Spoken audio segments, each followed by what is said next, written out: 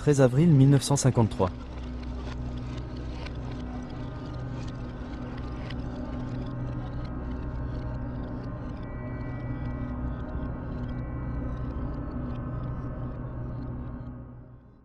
Un homme signe un document classé « Top secret ». Son nom ? Allen Dulles, il est le directeur de la CIA. L'objet du document ? Projet MK-Ultra. Son objectif ? Explorer les limites du contrôle mental humain.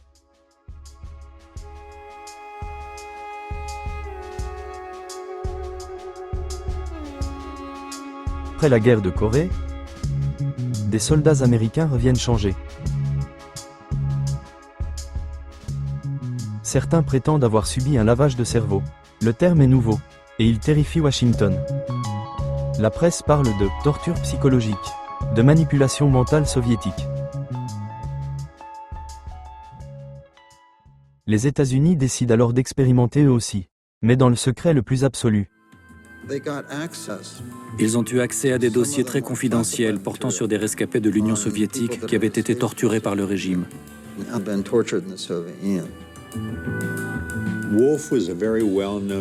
Wolf était un neurologue renommé.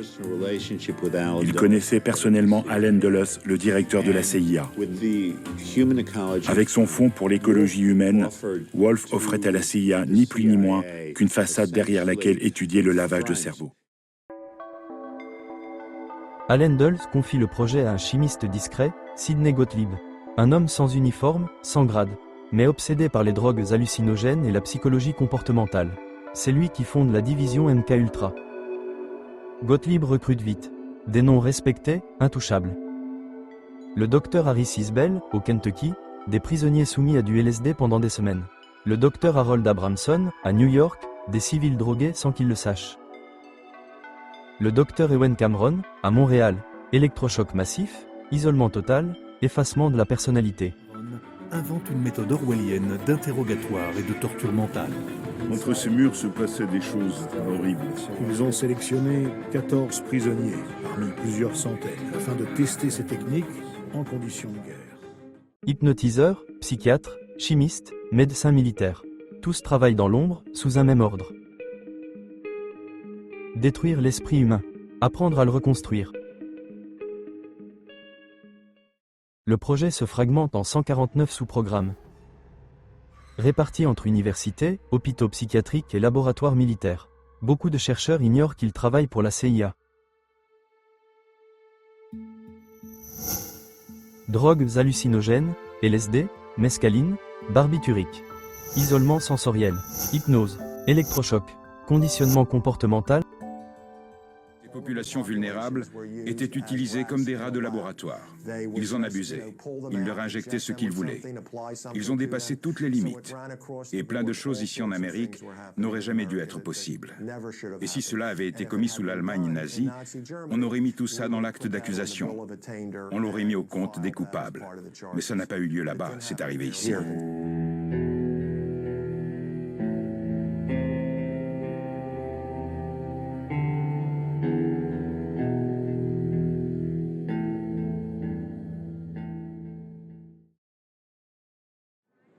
Alors que l'armée recrute surtout dans les prisons, la CIA, elle, rôde dans les hôpitaux. Prime est donnée à celui qui réussira à transformer un être humain en robot. Frank Olson, biologiste à Fort Detrick, travaille sur des aérosols hallucinogènes. Lors d'une réunion, il est drogué à son insu par Gottlieb. Il panique, veut démissionner. Une semaine plus tard, il tombe du 13e étage de l'hôtel Statler. La CIA affirme qu'il s'agit d'un suicide. Elle ne donne aucune explication à la famille, mais conclut en secret qu'il a été provoqué par le LSD ingéré 9 jours plus tôt. La vérité pourrait bien être plus effroyable encore. D'après le réceptionniste, tout de suite après la mort d'Olson, l'opératrice de l'hôtel aurait entendu Lashbrook appeler le docteur Abramson. Il lui a dit « il est parti ». Et à l'autre bout du fil, l'autre a répondu « c'est dommage ». Et ils ont raccroché. La brièveté de la conversation est suspecte.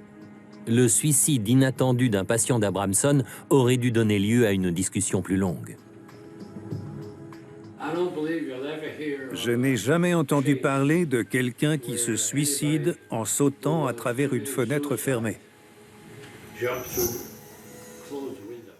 20 ans plus tard, éclate le scandale du Watergate.